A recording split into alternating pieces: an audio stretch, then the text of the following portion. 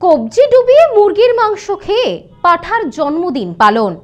Cake কেটে পাঁঠাকে সাজিয়ে জন্মদিনের আনন্দে মেতে উঠলেন আয়োজকরা। এই দৃশ্য দেখে থ সাধারণ মানুষ।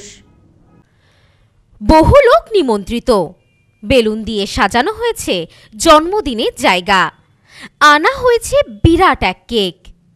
কি এতটুকু শুনে নিশ্চয়ই ভাবছেন যে কোনো বড়সড় বার্থডে পার্টির কথা বলছি। বার্থডে পার্টি তো বটেই, তবে সেটা মানুষের নয়, এক পোষ্য ছাগলের জন্মদিন পালন হলো চুঁচুড়ায়। কি অবাক হলেন যে ছাগলের জন্মদিন পালনের কথা শুনে? অবাক তো হওয়ারই কথা। ছাগলের জন্মদিন পালন এমন কথা হয়তো খুবই কম শোনা যায়।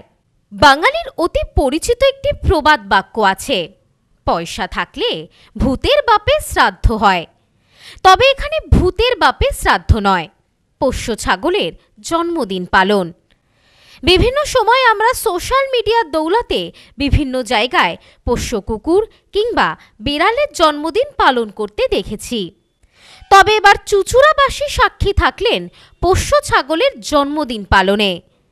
তবে ছাগল না বলে পাঁঠা বলাই ঠিক হবে। আর এই পাঁঠার জন্মদিনে রীতিমতন অতিথিদের নিমন্ত্রণ করে কেক কেটে ভোজ খাইয়ে উদযাপন করা হলো এই জন্মদিনের অনুষ্ঠান। অবাক করা এই ঘটনাটি ঘটেছে চুঁচুড়ায়। জানা গেছে চুঁচুড়ার বনপালিতলা বালিপুকুরের ধারের বাসিন্দা বাবলু গত বছর অর্থাৎ 2024 সালের 2রা জানুয়ারি বাবলুর বাড়িতে শীতের রাতে চলে আসে বলি প্রদত্ত একটি পাঁঠা অর্থাৎ ছাগল। এরপর থেকেই ওই ছাগলটিকে লালন পালন করে বাবলু। জানা যায় বাবলু নামে ওই ব্যক্তি নিঃসন্তান। 1 বছর কেটে যাওয়ার পর বাবলু এবং তার বন্ধুরা মিলে ঠিক করেন যে পোষ্য ছাগলের জন্মদিন পালন করবেন। নতুন বছর উদযাপনের পাশাপাশি পোষ্য ছাগলের জন্মদিন পালনে মেতে ওঠেন বহু মানুষ। বেলুন দিয়ে সাজিয়ে কেক কেটে পালন করা হয় এই জন্মদিনের অনুষ্ঠান। এখানেই শেষ নয়, এই জন্মদিনের অনুষ্ঠানে রয়েছে এলাহি মেনু, ভেজ ডাল, সাদা ভাত, চিপস, মুরগির মাংস, চাটনি, পাঁপড়, মিষ্টি। নতুন বছরের পাশাপাশি এই ছাগলের জন্মদিন উদযাপন করতে পেরে খুশি সকলে। মাথায় টুপি, গায়ে লাল সোয়েটার, মুখে মাস্ক দিয়ে সাজানো হয় পাঁঠাকে। এই বিষয়ে বাবলুর বন্ধু প্রসেনজিৎ চট্টোপাধ্যায় জানান, গত বছর 2রা জানুয়ারিতে বাবলুর বাড়িতে এই ছাগলটি চলে আসে।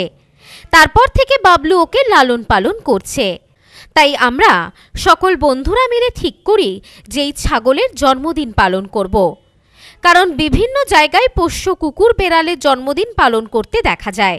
তাই আমরাও ছাগলের জন্মদিন পালনের মধ্য দিয়ে একটু আনন্দ ভাগ করে নিলাম, সেই সাথে নতুন বছরের আনন্দ উদযাপন করলাম। এদিন এই পোষ্য ছাগলকে নতুন জামা পরিয়ে বেলুন দিয়ে সাজানো জায়গায় দাঁড় করিয়ে কেক কাটা হয়। এমন অনুষ্ঠানে সাক্ষী থাকতে পেরে আনন্দিত সকলে। এক কথায় চুঁচুড়াবাসী এক অভিনব জন্মদিন উদযাপনের সাক্ষী থাকলো, সে কথা বলাই যায়। কারণটা হচ্ছে আমরা এই যে পাঁঠাটা উদ্দেশ্যে আমরা করছি, পাঁঠাটা পেয়েছিলাম আমরা 2024-এ 2রা জানুয়ারি। তো আজ 2025 2রা জানুয়ারি, তার 1 বছর পূর্তি হলো। তো তার এই পূর্তি উপলক্ষে আমরা আজকে তার জন্মদিন পালন করি। সব পশুদেরই তো জন্মদিন সবাই পালন করে, কুকুর, বিড়াল, খরগোশ থেকে আরম্ভ করে। তো আমরা এই পাঁঠার জন্মদিন উপলক্ষে আজকে এই 1 বছরের পূর্তি উপলক্ষে আমরা এই অনুষ্ঠানটাকে করছি। তো এই অনুষ্ঠানে তাকে আমরা কেক দিয়ে সম্বোধন করেছি, তাকে কেক খাওয়ানো হয়েছে, তাতে আমাদের অনুষ্ঠান হয়েছে। আমাদের এই অনুষ্ঠানের মাঝখানে রয়েছে আমরা যে সবাই মিলে যে আয়োজন করেছি খাবার দাবারে, তাতে আমরা প্রায় 100 থেকে 150 লোককে খাবারের অ্যারেঞ্জমেন্ট করেছি।